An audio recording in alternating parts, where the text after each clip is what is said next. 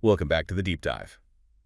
Today, we're not just looking at a surgical procedure. We're examining a complex piece of biological engineering, autologous chondrocyte implantation, or ACI. That's right. Think of this as the absolute pinnacle of joint surface restoration. We are going deep into the science, the technical minutia, and the decades of follow-up data that really confirm why this is still the gold standard for the right patient. It really is. And for anyone reviewing these kinds of complex orthopedic cases, you have to see ACI as this ultimate expression of biological repair. It's just a world away from the purely mechanical replacement strategies we have. Right, you're talking about the difference between giving a young, active patient a genuine biological shot at a long-lasting repair versus, well, Versus the orthopedic equivalent of a scorched earth strategy, like a total knee replacement, a TKR. and that contrast is so critical.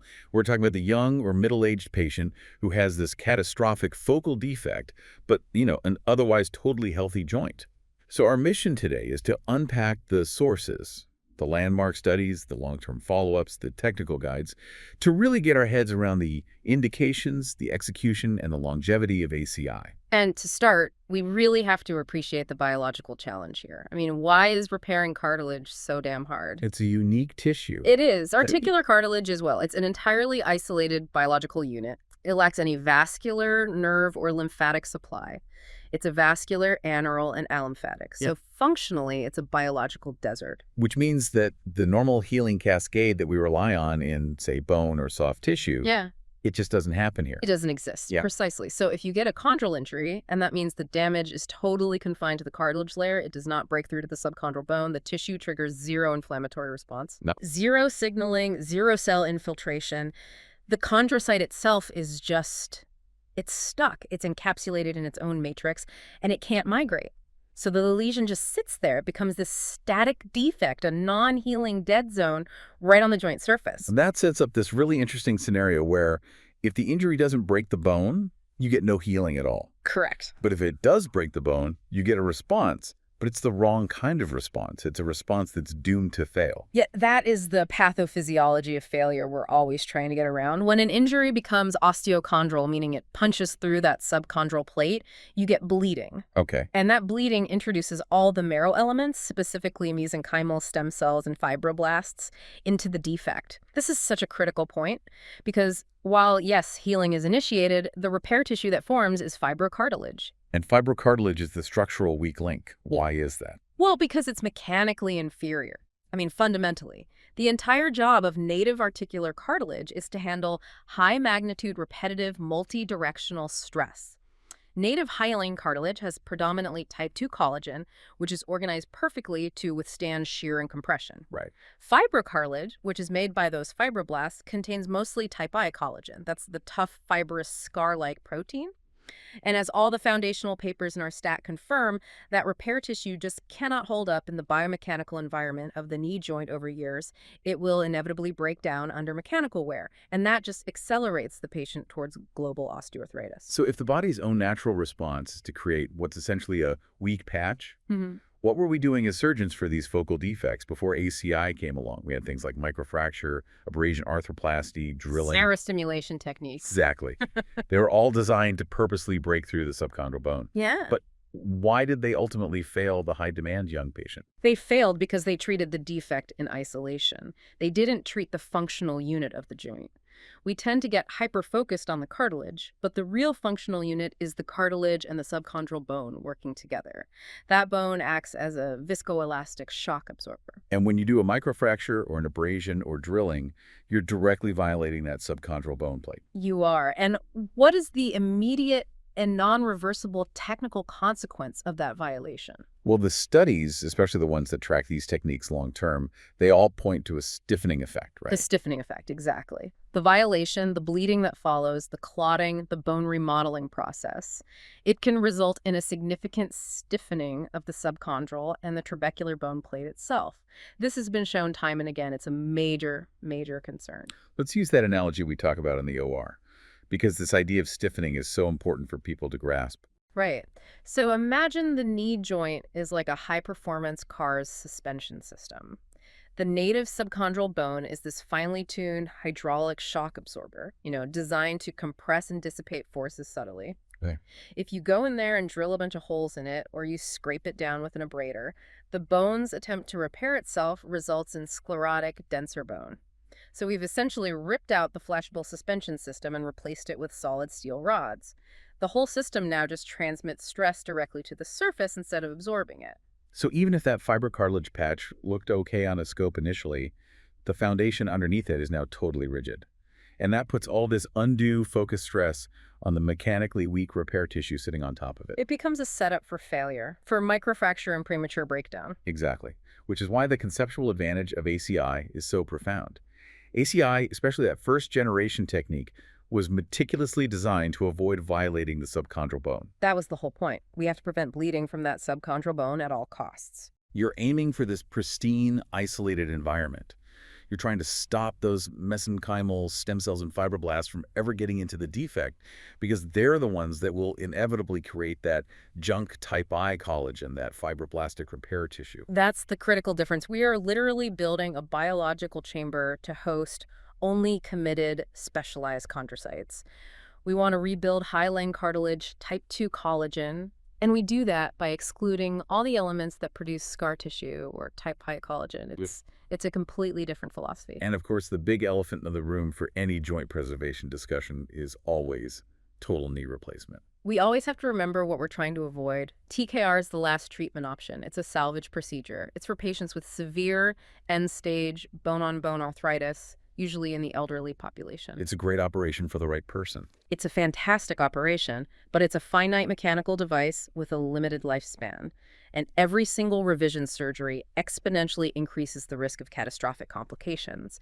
We use the phrase that TKR burns the bridges to any future biological or less invasive treatments. Right. ACI, OATS, even microfracture, these are all attempts to keep those biological bridges intact for as long as possible. Okay, let's turn the clock back then.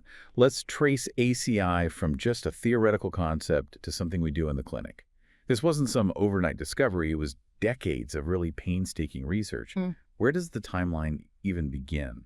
The prerequisite for all of this is the ability to grow these cells outside the body. And that foundational work actually dates all the way back to 1965. A researcher named Smith successfully isolated and grew chondrocytes in culture for the first time. That proved the viability of ex vivo expansion. But the leap from a petri dish to a patient's knee joint must have taken a huge amount of translational science. It absolutely did. The key experimental work that really proved the concept of implantation happened between 1982 and 1984 in New York.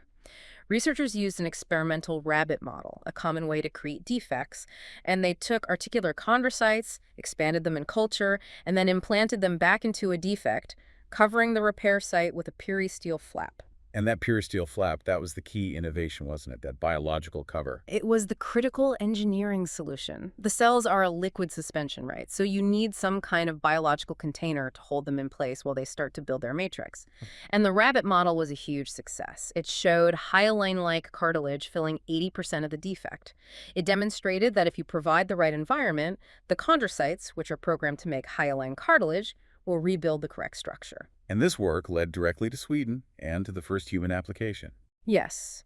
The animal studies were confirmed, and in 1987, the University of Göteborg performed the very first human ACI. This established the two-stage procedure we know today: harvest, culture, and then open implantation using an autologous periosteel flap, or ACIP.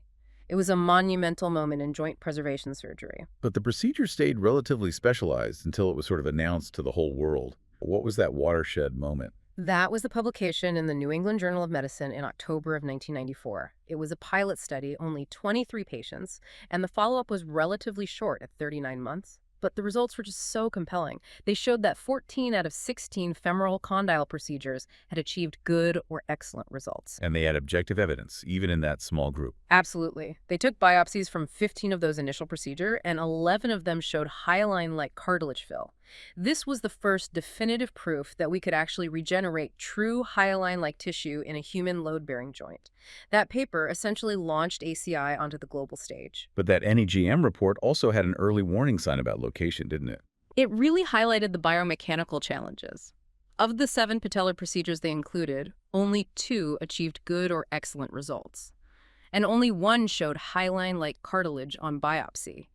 So it immediately taught us that ACI isn't some magic bullet for every location. So lesions in those high-stress patellofemoral joints, they're often linked to underlying maltracking or instability, and that requires more than just filling the defect. It requires concomitant fixation and stabilization. You have to address the underlying mechanics. But even with those initial struggles with the patella, the global adoption of ACI just exploded after 1995. The numbers are staggering. The team in Gothenburg alone has treated over 1,600 patients, and they maintain this continuous, exhaustive registry.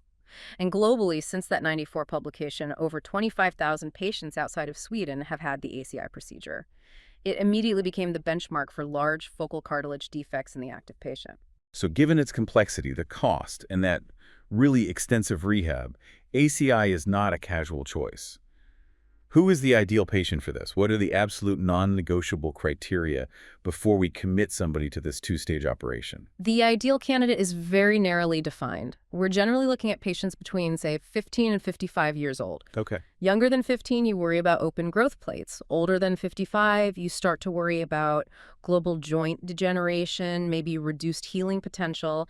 And you have to ask whether a TKR might offer a faster, more predictable mechanical outcome if the arthritis is already diffuse. And what about the lesion itself? It has to be symptomatic. It has to be full thickness, so an outer bridge or ICRS grade 3 to 4.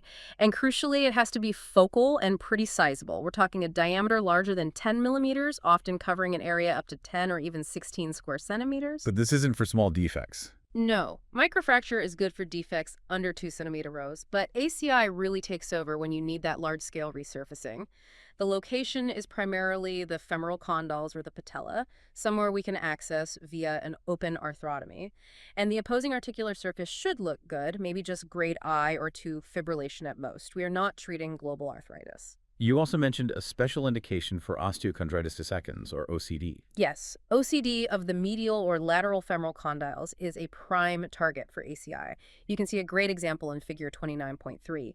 These lesions often involve a failed repair attempt by the body, so you're left with an unstable fragment or a separated flap or just an empty bony bed. And they're often deep. Very deep. OCD frequently involves a large underlying osseous defect, so it almost always requires the sandwich technique, which we'll get into. That involves bone grafting, making ACI the ideal way to restore both the contour and the surface. Okay, so we found the perfect lesion in the perfect patient.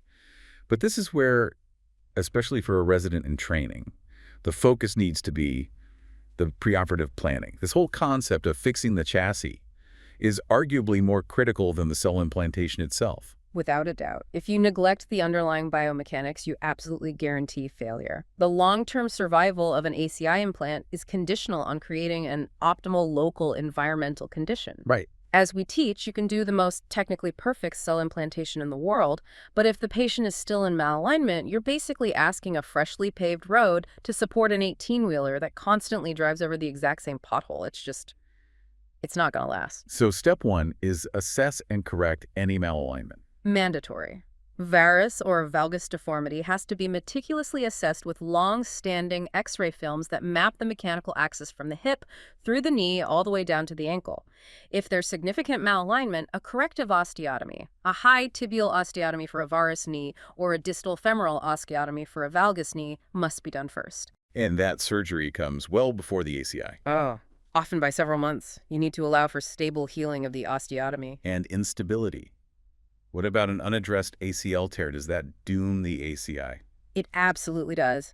Instability, especially rotatory instability, introduces pathologic shear forces across the joint surface that the new, maturing repair tissue simply cannot withstand. So ligamentous instability must be corrected. We need an ACL reconstruction for central instability. And for the patella? If we're treating patellar lesions, which are often the result of chronic maltracking, we have to stabilize the patella. That might mean an anteromedialization of the tibial tuberosity or an MPFL reconstruction. So the takeaway for the listener is clear. ACI is rarely a standalone procedure. It's often the final step in a process designed to completely normalize the joint's mechanics. Precisely. We have to unload the transplant area. If those pathological mechanics are not addressed, we drastically reduce the chance of success. The motto is, fix the foundation before you rebuild the roof.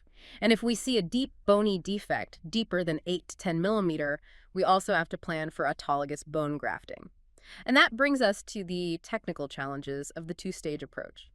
Let's get into it. Stage one. This is the initial, pretty quick arthroscopy. It's a relatively minor procedure, but it requires a lot of precision to get the right raw material for the lab. The harvest is typically done arthroscopically to minimize morbidity. We need about 200 to 300 milligrams of viable articular cartilage. The harvest sites are chosen very carefully. They have to be in minor weight-bearing areas. So like we mentioned, the upper medial femoral condyle. 98% of the time, yes. Yeah. The upper edge of the medial femoral condyle, superior to the weight-bearing zone, or sometimes the intercondylar notch. You can see the technique in figure 29.6. And how do you actually take the tissue? Are you using a punch? We use a curette or a sharp osteotome. We take 3 to 4 small slices, maybe 3 to 4 millimeters wide, and we take them all the way down to the subchondral bone. We also try to extend the harvest just slightly into the synovial lining. That seems a bit counterintuitive. It does, but the historical follow-up suggests this actually minimizes donor site morbidity. It seems to allow for fibrous or synovial ingrowth to cover that small defect. And the risk to the donor site itself. Is there any reported pain or long-term damage from taking that sample? Remarkably little. Our sources confirm that in over 2,000 documented patients in the Swedish registry, there have been no late symptoms or complications that can be traced back to the donor site. It's a very, very low morbidity procedure, which is critical since these are the patient's own cells. So the sample is secure. It gets sent off to the specialized cell lab for amplification. This is the tissue engineering phase. Walk us through that process. Why the 2-week wait? That 2-week period is essential for cell isolation and then amplification. The cartilage we retrieve first undergoes mechanical mincing. We literally chop it into tiny pieces. And then it's subjected to an overnight collagenase digestion. Collagenase is an enzyme that breaks down the matrix, freeing the individual chondrocytes. Okay, so now we have the individual cells. How are they grown? They're placed into primary cultures. We use a medium called DMF12, and we supplement it with about 10% autologous serum. That's the patient's own blood serum. Right. After about a week, these primary cultures are trypsinized. We use trypsin to lift them off the culture plate, and then they're passed into larger flasks. They're cultured for 1 more week.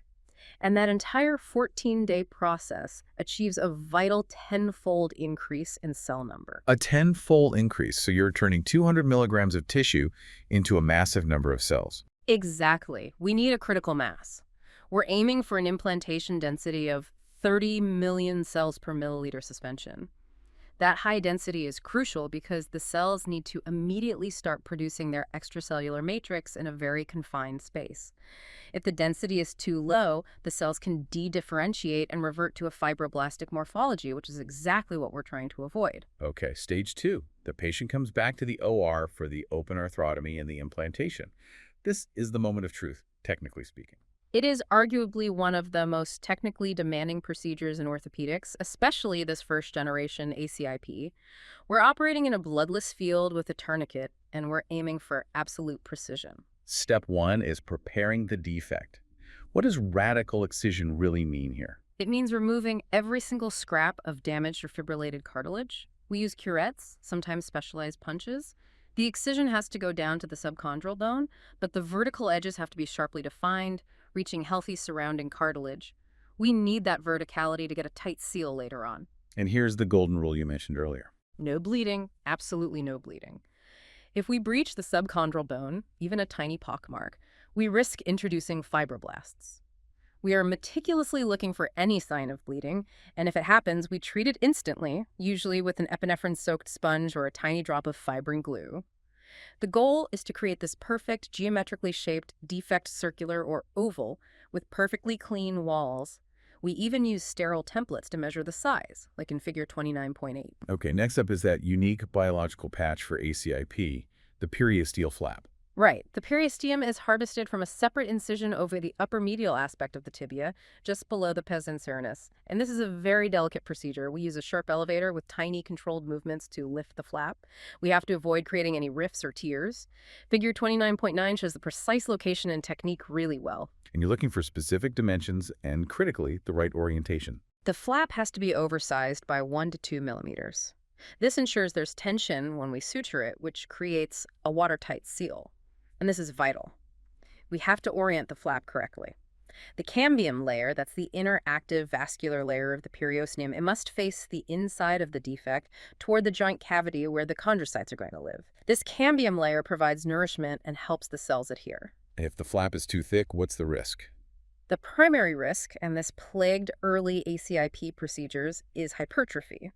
The periosteum contains mesenchymal cells, and if it's too thick, those cells can sometimes proliferate, leading to this hypertrophic ridge or flap that causes mechanical clicking and joint pain and often requires re-excision. We want the thinnest possible flap to minimize that risk. Okay, so you have the flap, then the complex suturing begins. We use 6 seroresorbable sutures. We anchor the flap in 4 corners first to establish the tension. Then, we meticulously suture the flap to the surrounding cartilage rim every 4 to 6 millimeters. The suture is placed deep 5 to 6 millimeters to avoid cutting through the fragile cartilage.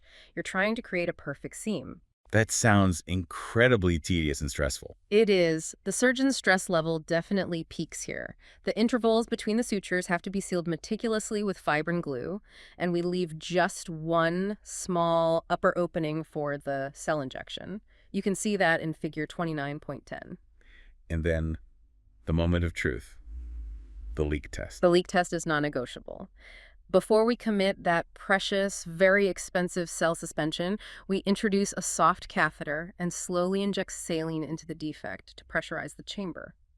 We look for any leakage along the suture line. If there's a leak, we have to seal it immediately with more fibrin glue. If it fails the leak test, the whole environment is compromised. And only once you've confirmed it's watertight do you inject the 30 million cells per milliliter. Correct.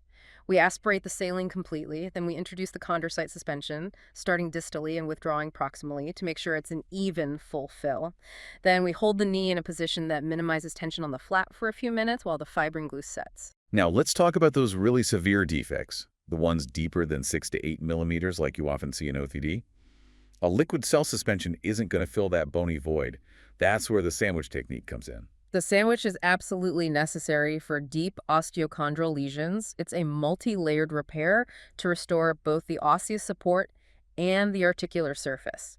Step 1 is preparing the bony bed.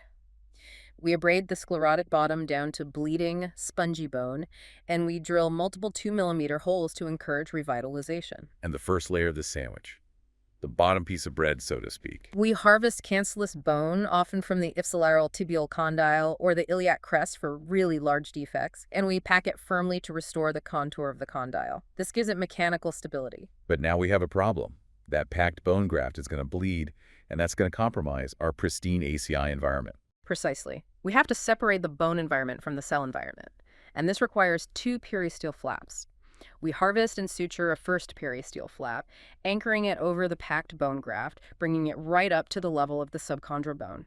This seals the bony defect and stops it from bleeding into the chondrocyte layer. And the final layer, the top piece of bread. We harvest the second periosteal flap, and we suture that one meticulously to the cartilage edges above the first flap, and that forms the ultimate watertight chamber for the chondrocytes.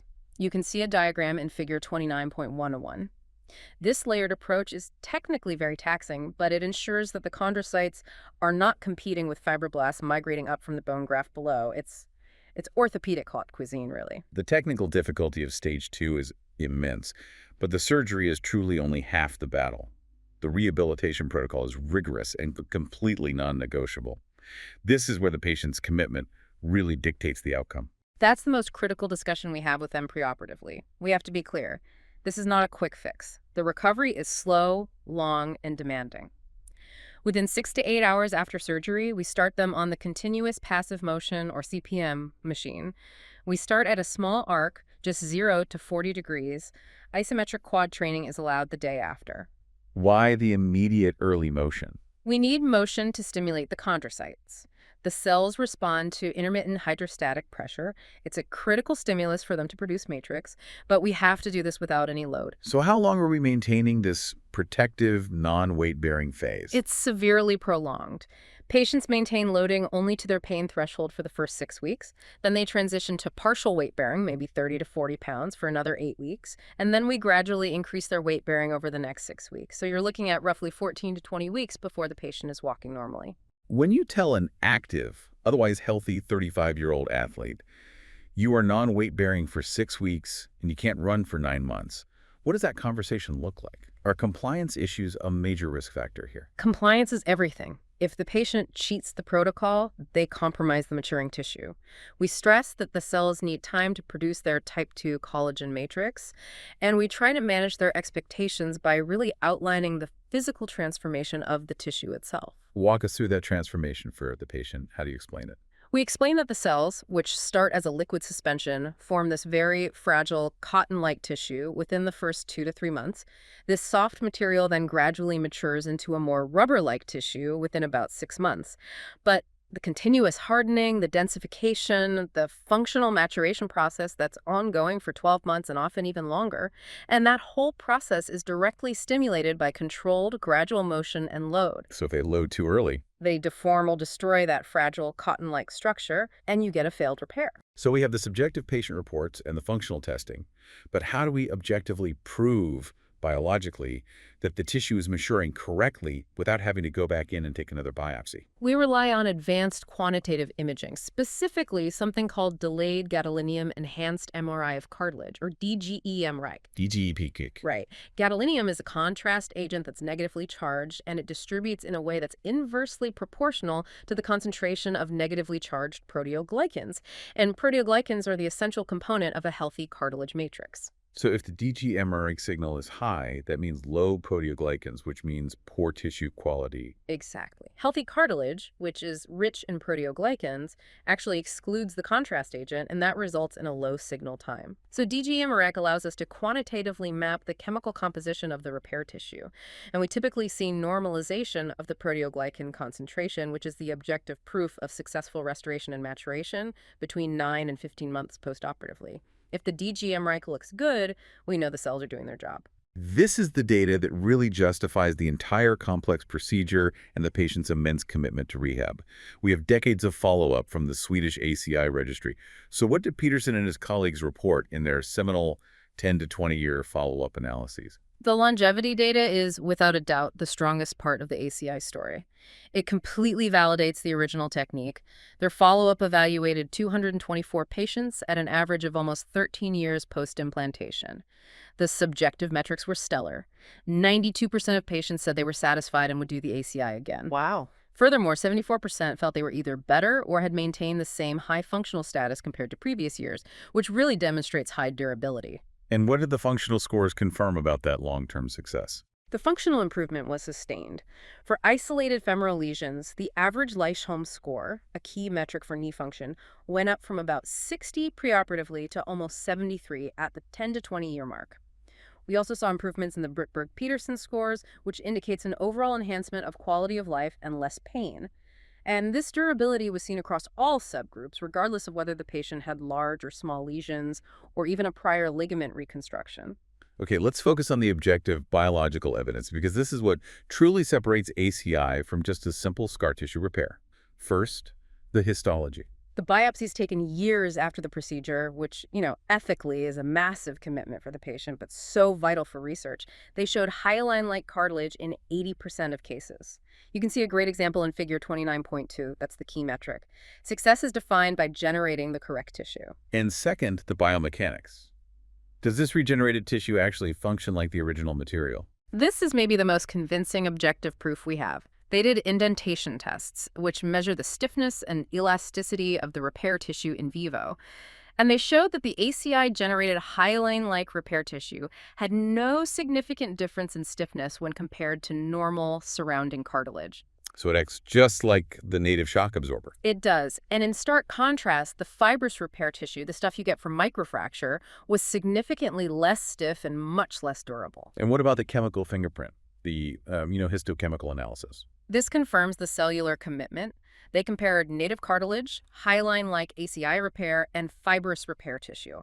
The native and the ACI repair tissue showed similar high expressions of collagen type 2 and aggrecan, the essential building blocks of healthy cartilage.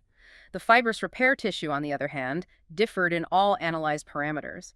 It showed significant levels of collagen type I. You can see this laid out in table 29.1.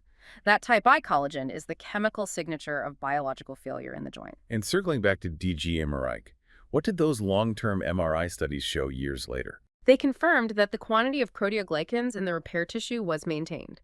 It remained equal to the surrounding cartilage 9 to 18 years after the operation. This isn't just a temporary fill, it is sustained biological function and structural integrity. Okay, so for our high-demand athlete listener, performance is the metric. How does ACI compare to other techniques when it comes to getting an athlete back to their pre-injury level of sport? ACI provides a clear athlete advantage. Systematic reviews consistently show that ACI results in a remarkably high possibility. We're talking 96% for a full return to pre-injury level sports. 96%. 96%. Now, if you compare that to microfracture or OTS, both of which hover around a 52% return to sport rate, the difference is just night and day.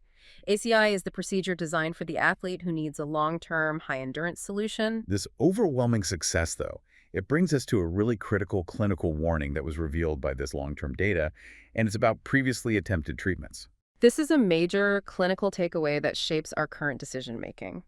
Patients in these follow-up studies who had previously undergone bone marrow stimulating surgeries, so microfracture or drilling, they showed a measurable deterioration in their lysholm scores between the medium and the long-term follow-up. So they started out strong, but their results faded faster than the patients who went straight to ACI. Why? The DGEMR fee and the histological evaluation provided the answer.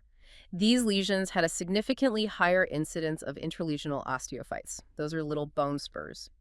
The previous violation of the subchondral bone stiffened the foundation and promoted unfavorable bone growth underneath the ACI patch. So the initial attempt to treat the lesion with a, quote, lesser technique may have caused a structural change in the subchondral bone that actively undermined the gold standard procedure that was performed years later. It's like you're contaminating the biological environment. You're creating a structural footprint that may never be fully eradicated. The initial trauma, that violation and stiffening of the shock absorber, it negatively affects the ability of the subsequent ACI to maintain durable hyaline-like repair long-term. And this observation is profound. It forces us to reconsider the sequencing of every single cartilage repair procedure we do. Okay, let's discuss the complications of that technically demanding first-generation ACIP technique. We know the biggest headache wasn't infection, but something specific to the flap itself. Right. Complication rates were generally low. The reoperation rate was only about 5%, and they reported no serious events like chronic synovitis or deep thrombosis. However, the Achilles heel of ACIP was symptomatic periosteal hypertrophy. And how would that present to the patient? What would they feel? It would present as a clicking or a crepitating sensation, often accompanied by early postoperative swelling. You can see an example in figure 29.32. And while many cases resolved on their own, a significant number required a second arthroscopic surgery to simply debride that hypertrophic ridge of periosteum or the surrounding fibrillation. And this specific complication is what drove the entire technical evolution of ACI, the push towards simplification and getting rid of that periosteal harvest altogether. Correct. The goal was to remove the need for a separate incision for the flap and to reduce the technical difficulty of suturing that fragile membrane. And this led to the tissue-engineered matrix support approach, or TEMS. Let's classify the generations. ACIP was the first generation. So what defines the second generation, or ACI TEMS? The second generation replaced the autologous periosteum with an animal-derived membrane. It's typically bovine or porcine type 3 collagen. This is known as matrix-induced ACI, or MACI, using products like Chandraguide. And what's the procedural difference with MACI? The chondrocytes are seeded onto the pre-manufactured collagen membrane before the implantation. So this turns the process into implanting a single sheet rather than injecting a liquid suspension that needs a suture chamber. Fixation is much simpler, usually with just fibrin glue or some resorbable pins. And did it solve the hypertrophy problem? It did. Crucially, the source confirmed that the use of these collagen membranes drastically reduces the hypertrophy rate, dropping from about 26% with periosteum all the way down to about 5%. That's a massive improvement in morbidity. But what's the trade-off of using a manufactured matrix instead of the patient's own periosteum? The trade-off is often related to mechanical stability and cell homogeneity. I mean, while MACI simplifies the surgery and reduces hypertrophy, the biomechanical properties of that collagen membrane have to be robust enough to withstand the initial forces. There's also some debate about whether the cells are distributed and retained as perfectly as they are in a tightly sutured liquid chamber. But the outcomes are similar. The overall success rates for MACI generally match ACIP, which is why the shift was justified. Okay, moving to the third generation. The scaffolds.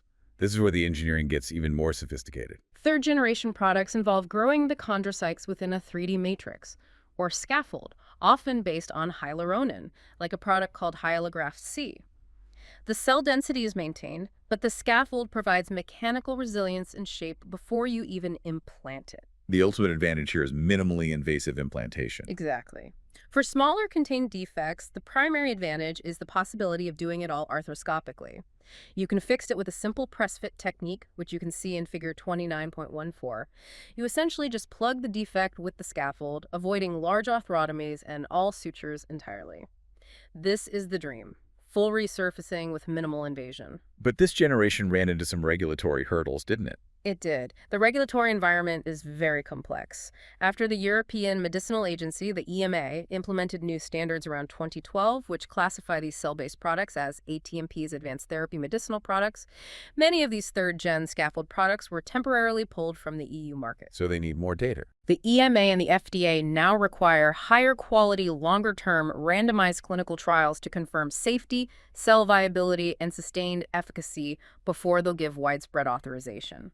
So while the technology is really exciting, we're still waiting for that definitive clinical proof that matches the 10 to 20-year data we have for the original ACIP. Before we wrap up the alternatives, we should briefly touch on the one-stage options that use cartilage fragments, things like CIS and de novo NT. Right. CIS, the cartilage autograft implantation system, is designed to be a true one-stage surgery. It harvests autologous cartilage, minces it into 1 to 2 millimeter pieces, and then disperses it onto a scaffold with fibrin glue. The advantage is speed. One surgery. Speed and a single surgery. The critical downside, though, Yep. there is no cell multiplication. You are relying entirely on the limited number of cells you can get in that initial harvest. And de novo NT, which uses allogeneic tissue. De novo NT uses minced allogeneic juvenile cartilage that's implanted with bioglue. The major theoretical advantage here is avoiding the donor site morbidity completely and leveraging the superior proliferation and matrix production potential of juvenile cells. However, you're introducing the complexity of using non-self tissue or allogeneic tissue, even if the immune response is currently considered manageable. So where do they fit in? Both CIS and de novo NT are excellent options for smaller defects, but ACI in its various forms remains the benchmark for large resurfacing needs. So to bring this all together, ACI in its various generations has really proven its worth. We're talking 80% hyaline-like repair, durability confirmed by DG amyloid restoration well over a decade later, and a return-to-sport rate that is demonstrably superior to any marrow-stimulating technique. It is the gold standard for large focal defects in the active patient. It absolutely sets the high bar. The future direction now involves expanding the indications and continuously refining the delivery system. We're pushing the boundaries of where ACI can be successfully used. And what are those expanding indications? Are we seeing good results in joints other than the knee? We are seeing promising results in treating multiple lesions and even in bipolar lesions, so defects on opposing surfaces, in patients who have early osteoarthritis. In the knee, those results are hovering around a 75–84% good to excellent rate, though the rehab protocols are even more extended and restrictive because of the complexity of the disease state. And how challenging is the technical execution in, say, the ankle joint? Ankle ACI, usually for lesions on the talus, has shown good results in about 80% of cases after 8 years. However, the access is extremely restrictive.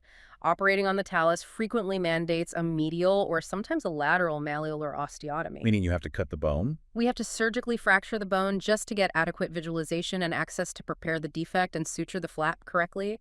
It moves ACI from being technically demanding to being structurally invasive, and it reinforces the point that ACI always demands optimal exposure. Before we conclude, let's just revisit that profound clinical dilemma we uncovered in the long-term data.